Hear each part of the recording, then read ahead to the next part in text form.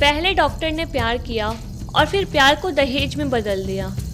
इस दौरान डॉक्टर ने युवती से शादी की बात कहकर शारीरिक संबंध भी बना लिया, पर जब युवती ने शादी की बात की तो डॉक्टर ने शादी के लिए 40 लाख दहेज की मांग कर युवती को धोखा दे दिया। और मामले पर जब युवती थाने में मामला दर्ज करा दी और पुलिस लेकर डॉक्टर को गिरफ्तार करने पहुंची तो डॉक्टर फरार हो गया। मामला बिहार के समस्तीपुर का है, जहां सदर अस्पताल के चिकित्सक पदाधिकारी डॉक्टर चंदन चौधरी पर पटना की एक युवती ने गंभीर आरोप लगाकर मामला दर्ज कराया है। मामला दर्ज होते ही महिला थाना की पुलिस जब समस्तीपुर पहुंची तो डॉक्टर फरार हो गया।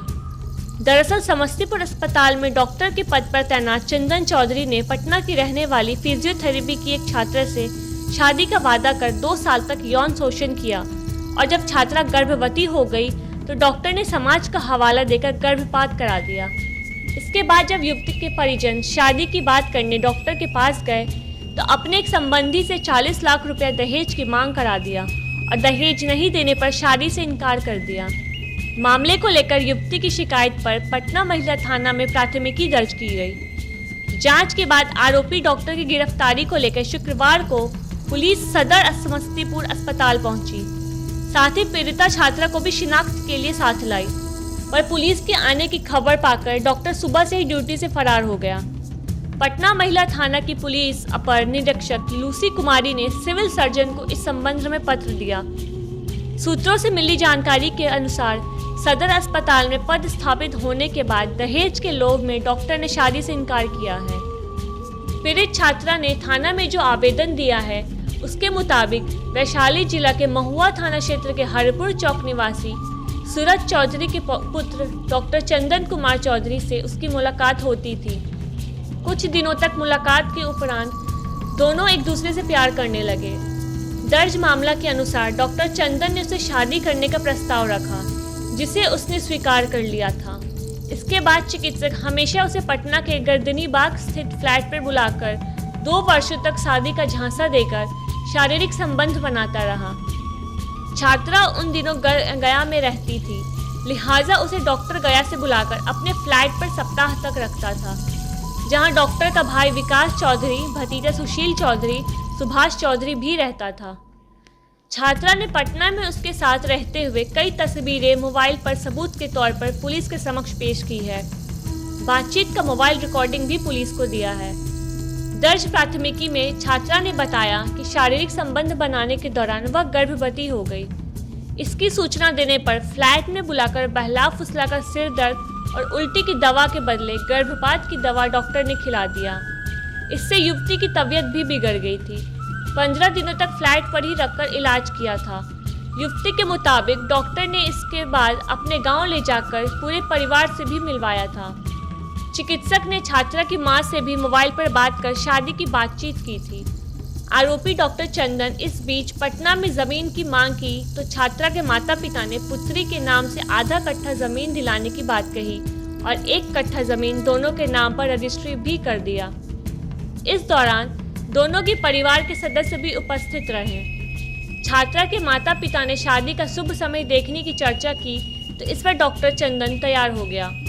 शादी की चर्चा के बाद सब कुछ तय हो गया, लेकिन इसी बीच डॉक्टर की भाभी मुखिया रेखा देवी द्वारा छात्रा के मोबाइल पर फोन कर 40 लाख रुपए दहेज की मांग की गई और कहा गया कि दहेज देने पर ही शादी होगी। यह सुनकर युवती सन्न रह गई और इसके बाद युवती ने पटना के महिला थाना में प्राथमिकी दर्ज कराई।